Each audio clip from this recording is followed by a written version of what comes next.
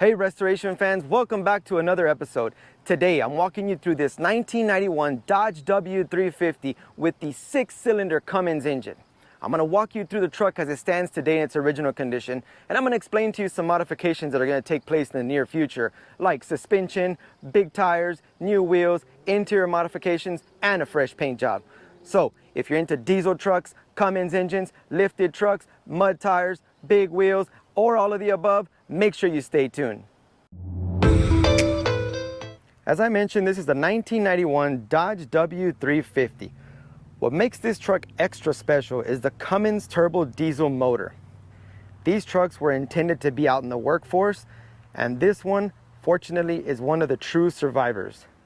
This model in particular is a 1-ton model. The 250 version was a 3/4 ton. Now, as you can see, there's a single wheel in the rear. That makes this truck even more special. This truck is also equipped with the Get Rag 5-speed transmission, and it makes driving it absolutely fun. This truck spent most of its life in Arizona, therefore it's rust-free and in the condition that it is. I want to get many more years out of this truck, so I've decided to go through a mild restoration to keep it a true survivor. Let's take a quick walk and I'll explain some of the things that are on this truck that I've either modified at this point or original. In this particular case, this grill is an aftermarket grill. Those Dodge letters that you see were purchased online and they're actual stickers. So if you guys are looking to replace your grill, I know that they're incredibly hard to find in good condition. So if you buy an aftermarket one and you get stickers put on it, it does the job. This bumper is original. It does have some holes in it where the previous owner had some KC lights. I'm either going to continue with that or switch over this cover so that it no longer has those holes. The suspension on this truck is original. There's no lift kit, nothing taking place. As you can see, the gearbox as well is the original gearbox. That's going to switch over to a redhead.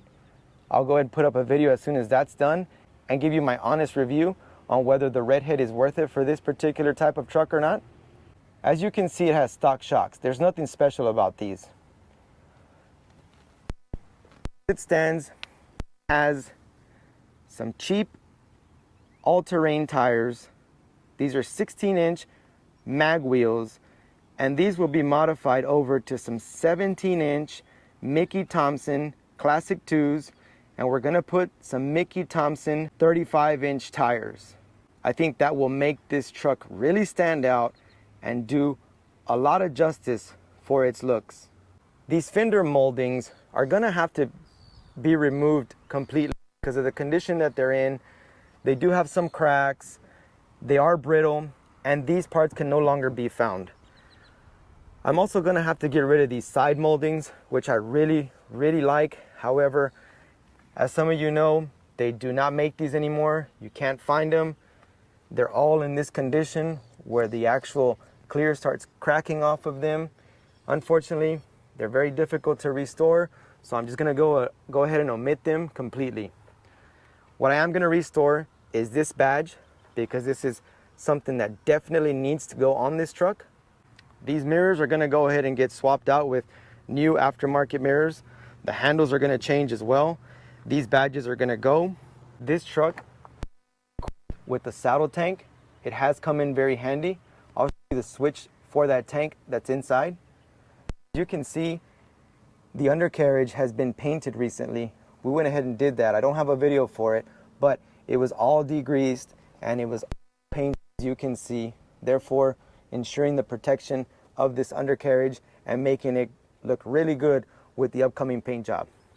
Now walking over to the rear, these tail lights are in bad shape. They're gonna get changed over with some aftermarket ones. As you can see, they're cracked. They've had some previous glue repairs, so that's gonna go. This tailgate trim piece is one of the most rarest and obsolete items on the market. You can't find them. I'm lucky enough to say that I do have a replacement that I found many years ago on eBay.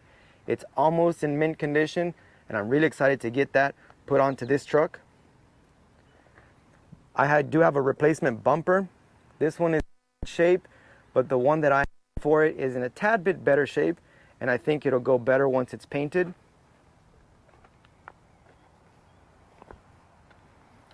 This tail light's also going to get replaced. As you can see, it's got a lot of damage, a lot of repair. These moldings are going to go. These fender moldings are going to be gone as well.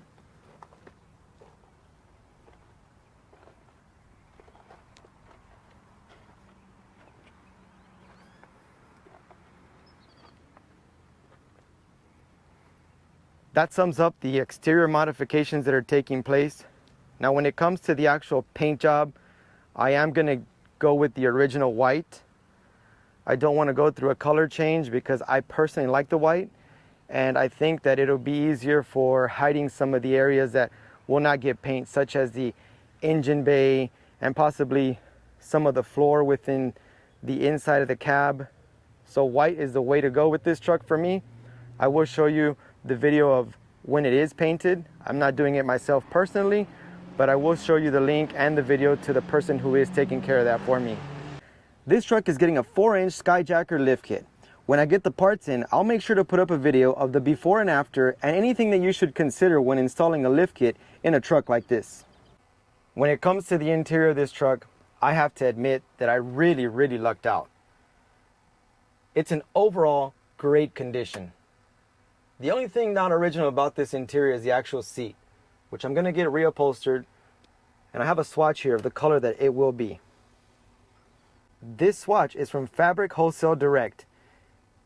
It's a special material that has a PVC backing, which makes it waterproof. I'm really excited to get this one in because a truck like this deserves something that's durable and that you don't have to worry about any staining or anything happening to the interior seat. As you can see, the dash and overall plastics are in excellent condition. With these trucks, you get a lot of dashes that are cracked from all the years of sun damage. In my case, this one is in very good shape. It does have an aftermarket radio, which I swapped out about a year ago. Aside from that, everything else is original. These roof moldings will have to be replaced. Some of them are cracked, some of them are in great shape. So I have to review them and see which ones I'm keeping and which ones I'm getting rid of. As some of you know, these moldings are very rare. In my particular case, I've lucked out with some of them that are hard to find. And then we have some like this that have some obvious damage, which I've got to do some searching for, but I'm sure I'll find the part. At some point before I purchased it, this truck's carpet had been removed and this liner was placed instead. I'm really happy that this was already on the truck because it keeps me from doing it. And to be honest, I don't know that I would find an option today that would mold in this manner. So I'm really happy about that. Now when it comes to the actual doors, they're in all good condition. These panels are going to get reupholstered as well with the same fabric. I'm going to go ahead and replace these with some better looking plastics. But aside from that, these handles are great and everything is in working order. Now as you can see here, I've also got these amp research steps, which I put in after the fact. They've helped me get in and out, and I knew later, so I knew that at that point they would really work out for me. Now it hasn't been that much of a struggle to get in and out, but it does help from having to rub all over the seat and scoot your way in. So if you're considering something like this for your truck, you can do it. It's an amp research step. It's been modified, which I'll show you some stuff on later, but for now, here's the operation.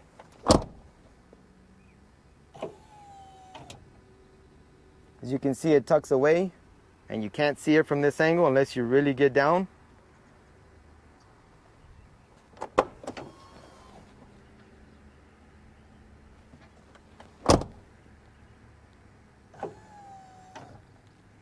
Back to the interior. This is the switch that controls the saddle tank, which gives us extra fuel when we need it. These knobs are in very good condition. Most of them are all broken and muddy and ugly, but for me, I have to admit that these are really nice and I lucked out. This here's the switch that controlled the KC lights that I mentioned that were on the bumper. I'm probably going to remove it or keep it, but use a different type of switch. It always gets in the way of releasing the brake. I would sometimes kick it, so this particular style has got to go. This is a switch for an aftermarket subwoofer that I have in the truck. There's just something about not having bass, which this solves for me, and I recommend highly if you have a truck like this. It'll just make it a more enjoyable experience for you. Let's pull the hood. And now for the moment that we've all been waiting for. There it is, the Cummins turbo diesel motor. This is truly a one-of-a-kind motor that always gets the job done. There's no doubt about it. It's fully mechanical, it's got the turbo. Yes, it's the non-intercooled version. However, this is by no means the wimpier version.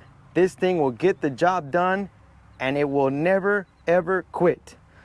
As you can see, the inside of this engine bay is in good condition. I'm gonna go ahead and leave it as is. I'm not gonna go through the trouble of pulling any motor out or any of the components. Everything is working perfect and I wanna keep it that way. What I'm gonna do is just paint up to that line, which I'm okay with. Aside from that, everything is staying as is. Now enough of the talk. Let's get this motor cranked up and see what she sounds like.